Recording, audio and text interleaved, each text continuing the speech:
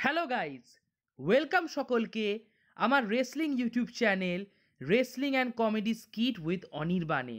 আর আমি আজকে নিয়ে চলে এসেছি রয়ের রিভিউ এপিসোড। আজকের রয়ের এই সপ্তাহের রয়ের একদম টাটকা রয়ের রিভিউ নিয়ে আমি চলে এসেছি আপনাদের সকলের কাছে। তো আজকের তো আমার খুব ভালো লেগেছে। একটা দুটো জিনিস বাদ দিলে পুরো রটা আমার দারুণ লেগেছে, এবং আমার কোনগুলো ভালো লেগেছে কোনগুলো কম ভালো লেগেছে আমি সেগুলো সব ব্রিফলি অ্যানালিসিস করব। তো তো শুরু করা যাক রিভিউ ভিডিও। যাই হোক, শো শুরু করে গুন্থার ভাই অ্যাজ আ ওয়ার্ল্ড চ্যাম্পিয়ন। তো শো শুরু করেন তিনি, এবং গুন্থার লিটারালি বলে যে ফিন বেলার আমার অ্যাটেনশন গেইন করেছে, বেলার ঠিক কাজ করেনি আমাকে কেলিয়ে, আমাকে গণধোলাই করে। বাট বেলারকে আমি দেখে নেব, আর সার্ভাইভার সিরিজটার মতন কিন্তু স্যাটারডে নাইট মেইন ইভেন্ট হবে না। বেসিক্যালি গুন্থার ইমপ্লাই করলো যে সার্ভাইভার সিরিজে ও ফেয়ার ওয়েতে জেতেনি, ডেমিয়ানকে হারাতে পারেনি ফেয়ার ওয়েতে বিকজ অফ ফিন বেলার। বাট স্যাটারডে নাইট মেইন ইভেন্টে ও ফেয়ার ওয়েতেই বেলারকে হারাবে। ওটা গুন্থার বলতে চাইলো যে একটু ডিফারেন্ট হবে সার্ভাইভার সিরিজের থেকে। যাক, বেলার এসে বলে যে আমি ডিজার্ভ করি টাইটেল, তুই আমায় দিতে চাসনি তাই তোকে কেলালাম এবং আমি পেয়েও গেলাম ম্যাচ। আর তোর আমাকে ধন্যবাদ জানানো উচিত ছিল গুন্থার। আমার জন্যই তুই ডেমিয়ানকে হারাতে পেরেছিস, আমার জন্যই তুই এখনও চ্যাম্পিয়ন, তুই সার্ভাইভার সিরিজের টাইটেলটা রিটেন করতে পেরেছিস আমার জন্য, এবং আমার জন্যই তুই হারবি স্যাটারডে নাইট মেইন ইভেন্টে যখন আমি তোকে পিন করে হয়ে যাব নেক্সট চ্যাম্পিয়ন। তো বেলার নিজেকে বড় দেখায়। তো তখন গুন্থার যে কথাগুলো বলে না, সেগুলো আমার হেভি লাগে। বেসিক্যালি গুন্থার চেটে দেয় লিটারালি। গুন্থার বেলারকে বলে তুই কিছু ডিজার্ভ করিস না, তুই শুধু লোকের পিছনে পড়ে থাকিস তাই তুই ম্যাচ পাস, তুই কিছু ডিজার্ভ করিস না বেলার। তুই 8 বছর আগে 2016 সালে যখন এসছিলিস, ইউ আর গ্রেট ম্যান, খুব দারুণ ছিলিস, তুই ফার্স্ট ইউনিভার্সাল চ্যাম্পিয়ন, সবাই মোটিভেট হতো তোকে দেখে, আমি নিজেও সেই সময় মোটিভেট হয়েছিলাম, আমার চোখে তুই বড় প্লেয়ার ছিলিস। বাট তুই নিজে আমার চোখে অনেক নিচে নেমে গেছিস, এবং সেটা আমার দোষ না, আমি চুজ করিনি। গুন্থার এটা বলে যে আমি চুজ করিনি, তুই নিজে চুজ করেছিস একটা জঘন্য লাইফ। তুই এইসব আলতু ফালতু লোকেদের সাথে ঘুরে বেড়াস, শর্টকাট খুঁজিস, তো এর জন্য তোর লেভেল অনেকটা নিচে নেমে গেছে, আর আমি তোর লেভেলের থেকে অনেক ওপরে। তো গুন্থার বেসিক্যালি লেভেলটাই বলে দেয়। গুন্থার বেলারকে বলে তোর লেভেল অনেক নিচে, আমার লেভেল অনেক ওপরে, আর তুই একদিনের জন্য বেস্ট হয়েছিলিস, জাস্ট একটা রাতের জন্য, পরের দিন আবার টাইটেল দিয়ে আবার বেস্ট থেকে ফোর্সড হয়ে গেলি। যাক, বেলারের খুব গায়ে লাগে লেভেলের কথা বলায়, তো জাজমেন্টে ঘিরে ফেলে, গুন্থারকে কেলাতে যায়। বা ডেমিয়ান প্রিস্ট এসে জাজমেন্টেরকে কেলিয়ে দেয়। তো ডেমিয়ান প্রিস্ট গুন্থার এদের মধ্যে একটু মারপিট হয়, যার কারণে গুন্থার ডেমিয়ান প্রিস্ট এরা একে অপরকে কেলায়। বাট ফাইনালি স্ট্যান্ড টল করে জাজমেন্ট ডে। তো গুন্থারকেও ফিনবেলার কুডিগ্রা দিয়ে দেয়, দেন ডেমিয়ানকে পরপর 3বার কুডিগ্রা দেয় ফিনবেলার। তো বেলার আর ওর যারা চেলাচামুন্ডা জাজমেন্টে তারা সবাই স্ট্যান্ড টল করে। যাই হোক, তো বেলার তো খুব খুশি ওয়ার্ল্ড হেভিওয়েট টাইটেল হাতে নিয়ে। এখন ব্যাক স্টেজে অ্যাডাম পিয়ার্স ইনফর্ম করে বেলারকে, ও বেলার, তুই ডেমিয়ানকে যেহেতু কেলিয়েছিস তাই ডেমিয়ানও অ্যাড হচ্ছে, আর ট্রিপল থ্রেট ম্যাচ হবে। যেটা শুনে বেলার প্রথমে একটু অবাক হলো। বেলার তারপর বলে, ওয়েল, এটা তো আরও ভালো, কারণ আমি গুন্থারকেও কেলাবো, আমার ডেমিয়ানকেও কেলাবো, দুজনকেই কেলেই মজা আসবে। সো স্যাটারডে নাইট মেইন ইভেন্টে triple threat match, Damian versus Gunther versus বেলার। আর excited because triple threat match always ভালো হয়। আর ট্রিপল থ্রেট ম্যাচ তো বলতে হয় না, ট্রিপল থ্রেট ম্যাচ এমনিই ভালো হয়। আর ডাব্লিউডাব্লিউ কখনো ট্রিপল থ্রেট ম্যাচ আজ পর্যন্ত খারাপ দেয়নি। So Damian versus Gunther versus বেলার ভালো ম্যাচ হবে, আশা করাই যায়। বাট যাই হোক, পুরো ওভারঅল সেগমেন্টটা আমার খুব ভালো লেগেছে। দেন আমরা ব্যাকসে ড্রু ম্যাকিন্টায়ারকে দেখি, আর ড্রু ম্যাকিন্টায়ার একটা ভিডিও প্যাকেজ কাটে বেসিক্যালি, যেখানে ড্রু বলে যে হেলিনা সেলে আমাকে অনেক কষ্ট পেতে হয়েছিল, আমার অনেক রক্ত ঝরেছিল, তো আমি বাড়ি এসছিলাম স্কটল্যান্ডে, কারণ আমার পরিবারের দরকার ছিল আমায়। আমি 2-3 মাস ছিলাম না, আমি ভাবছিলাম, ঠান্ডা মাথায় ভাবছিলাম যে আমি কি সত্যিই খারাপ, মানুষ কি সত্যিই পাল্টায়।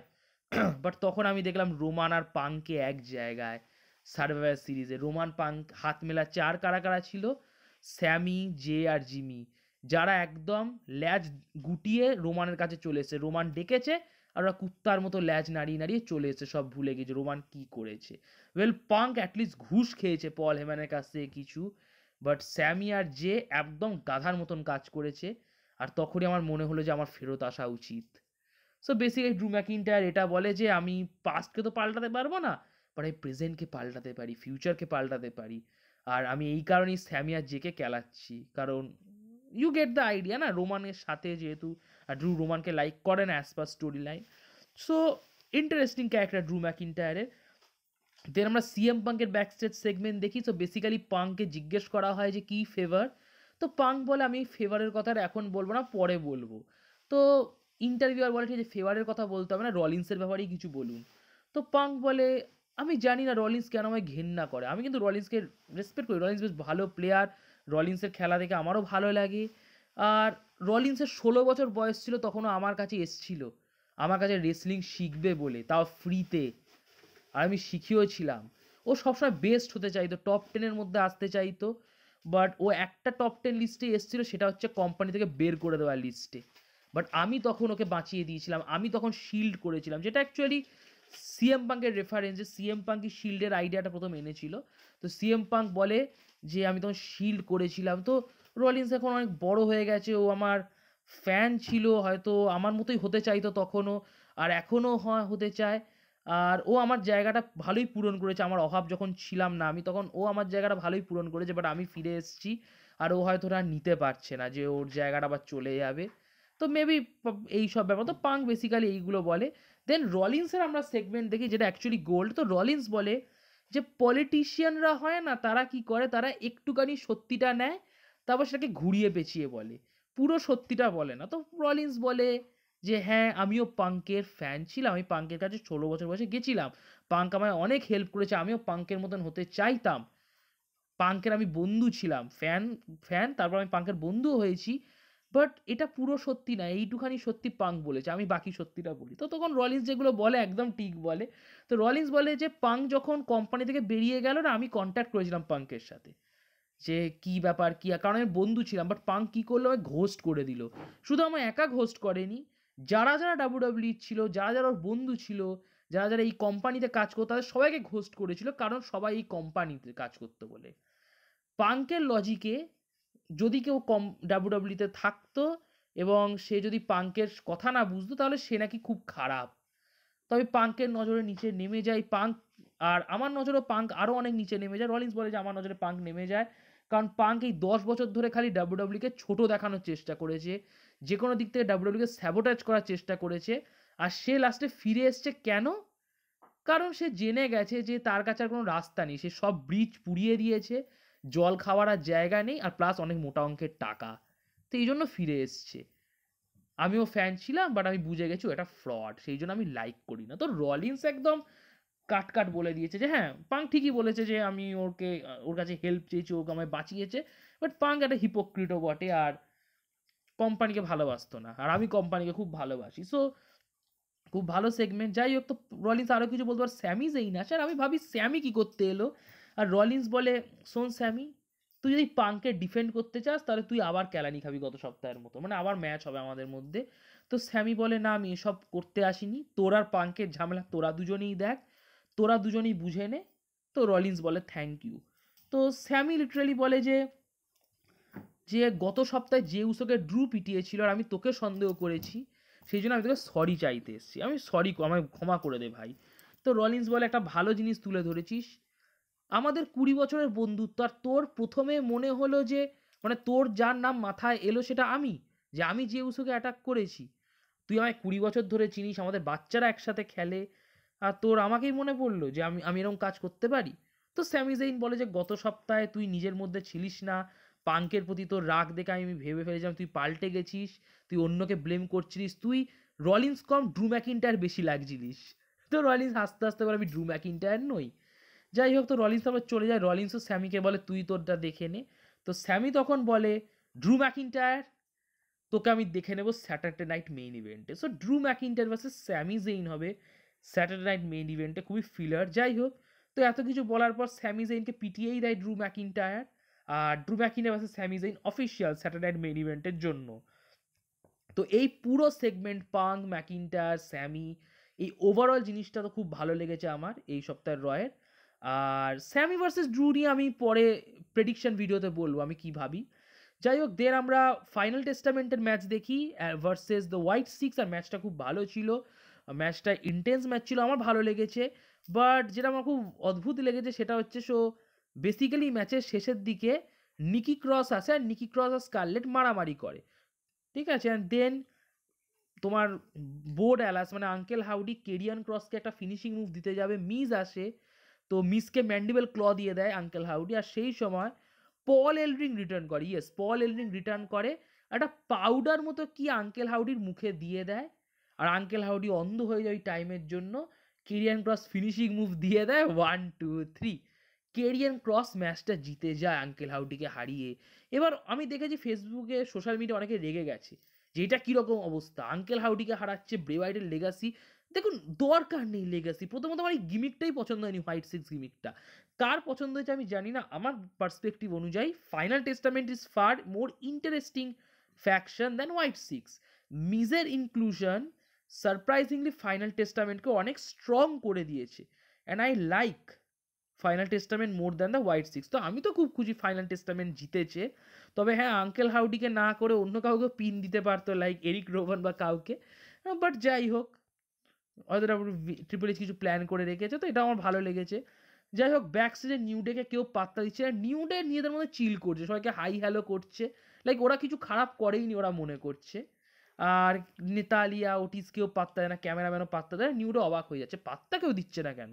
দেন কোডি রোডসের সাথে নিউডের দেখা, ইয়েস কোডি রোডস রতে এসেছিল আজকে অ্যাডাম পিয়ার সাথে কথা বলতে, মেবি ও হয়তো রতে আসবে কারণ এখন ট্রান্সফার উইন্ডো চলছে। তো কোডিকে দেখে জেভিয়ার বলে হাই কেমন আছিস, তো কোডি বলে তোদের দুজনের লজ্জা পাওয়া উচিত তোরা যেটা করেছিস বিগির সাথে, তো বলে ও চলে যায়। ভাই ভাই লজ্জা তো তোর পাওয়া উচিত কোডি, লাইক তুই কি টাইটেল দিচ্ছিস, তুই অন্যদের বলছিস লজ্জা কর, ঠিক আছে। যাই হোক, দেন কোফি আর জেভিয়ার আসে, আর ওরা এসে কিছু বলতে যাবে কিন্তু ফ্যানেরা কিছু বলতেই দেয়নি, লাইক 5 মিনিট ধরে ফ্যানেরা বুই করে যাচ্ছে, মানে ডমিনিক এখন অতীত, নিউডে এখন টপ হিল। আর আমি খুব মানে আমার খুব ভালো লাগছে, লাইক লোকে নিউডেকে পাত্তা দিচ্ছে, কারণ আজ থেকে 2-1 বছর আগে অব্দি তো নিউডেকে কেউ দেখতোও না, লাইক কেউ চিয়ারও করতো না, কেউ বুও করতো না, জাস্ট নিউডে ছিল, তো boring. But right now New Day back on track, so thanks to Hunter নিউডেকে হিল করার জন্য। যাই হোক, তোরা চলে যায়। আমি লো পয়েন্টগুলো নিয়ে ছোট করে বলে দিই। So basically triple threat match হয় আইভি, জেলিনা, লায়রার মধ্যে আইসি টাইটেল টুর্নামেন্টের, যেটাতে ম্যাচটা সেরকম মোটামুটি ঠিকই আছে, তো ম্যাচটা লায়রা জিতে যায় আইভিকে পিন দিয়ে, সো লায়রা কোয়ালিফাই করে উমেন্স আইসি টাইটেলের জন্য। ভালো ডিসিশন, কারণ লায়রাকে দেখতে ভালো, দ্য ফ্যাক্ট ইজ লায়রাকে দেখতে ভালো, তাই ভালো ডিসিশন, লায়রা কোয়ালিফাই করেছে। দেন ডেকোটা কায়ের সাথে লিভ মর্গানের ম্যাচ একদম পয়েন্টলেস ম্যাচ, জানি না কেন। তারপর পিওর ফিউশন কালেকটিভ আসে ডিস্ট্র্যাক্ট করতে ডেকোটাকে, এটাও জানি না কেন, লাইক পিওর ফিউশন কালেকটিভকে তো আমার সহ্য হয় না একদম। দেন আই ডোন্ট নো, যে ম্যাচটা ডেকোটাকাই হেরে যায় বেসিক্যালি, এই পিওর ফিউশন কালেকটিভের জন্য ডেকোটাকাই হেরে যায়, লিভ মর্গান পিন দিয়ে দেয় ডেকোটাকাইকে, ঠিকই আছে। দেন পিওর ফিউশন কালেকটিভ আর কাইরি আর ইওর মধ্যে একটু ছোট্টখাটো ঝামেলা দেখা যায়, যেখানে কাইরি একাই শুইয়ে দেয় পিওর ফিউশন কালেকটিভকে, আর ইওকে শুইয়ে দেয় Liv Morgan, so Liv Morgan stand tall করে ওই সিনটার জন্য।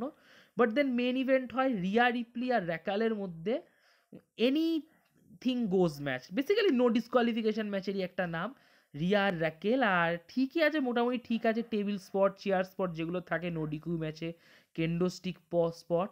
বাট যাই হোক, লিভ মর্গান ম্যাচটায় ইন্টারফেয়ার করার চেষ্টা করে, মামিকে ডিস্ট্র্যাক্ট করার চেষ্টা করে, বাট লিভ মর্গানকে ইও স্কাই পিটিয়ে দেয়, কারণ ইও আর লিভের মধ্যে ম্যাচ হবে স্যাটারডে নাইট মেন ইভেন্টে, তো ইও তো লিভকে বের করে দেয়। অ্যান্ড দেন রিয়া রিপ্লি মানে মামি র্যাকেলকে টেবিলের ওপর একটা রিপটাইট দেয়, আর টেবিল ভেঙে যায়, অ্যান্ড দেন র্যাকেলকে পিন করে দেয় মামি, 1-2-3, মামি ম্যাচটা জিতে যায়। অ্যান্ড দেন মামি আর ইও স্কাই দুজনেই লিভের টাইটেল নিয়ে ধরে দাঁড়িয়ে আছে দুজন দুজনের দিকে তাকিয়ে, তো এখানেও একটা ট্রিপল থ্রেটের ইঙ্গিত, যেটা হয়তো রয়্যাল রাম্বেলে হবে, আই ডোন্ট নো।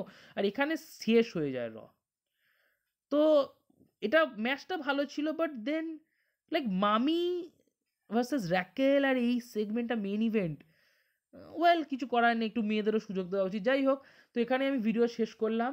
যদি আপনাদের ভিডিওটি ভালো লাগে ভিডিওটি লাইক করে দেবেন, ভিডিওটি নিজের রেসলিং বন্ধুবান্ধবের মধ্যে শেয়ার করবেন আর অবশ্যই আমার ইউটিউব চ্যানেলটি সাবস্ক্রাইব করবেন। আপনাদের সাপোর্টের খুব দরকার, প্লিজ আমার ইউটিউব চ্যানেলটি সাবস্ক্রাইব করুন আর কমেন্ট বক্সে কমেন্ট করবেন আর নোটিফিকেশান বোতামে ক্লিক করতে ভুলবেন না। নোটিফিকেশান বোতামে ক্লিক করলে আপনার সময় মতো ভিডিওর আপডেট পেয়ে যাবেন। So like, share, subscribe, notification বোতামে ক্লিক আর কমেন্ট বক্সে কমেন্ট। নমস্কার।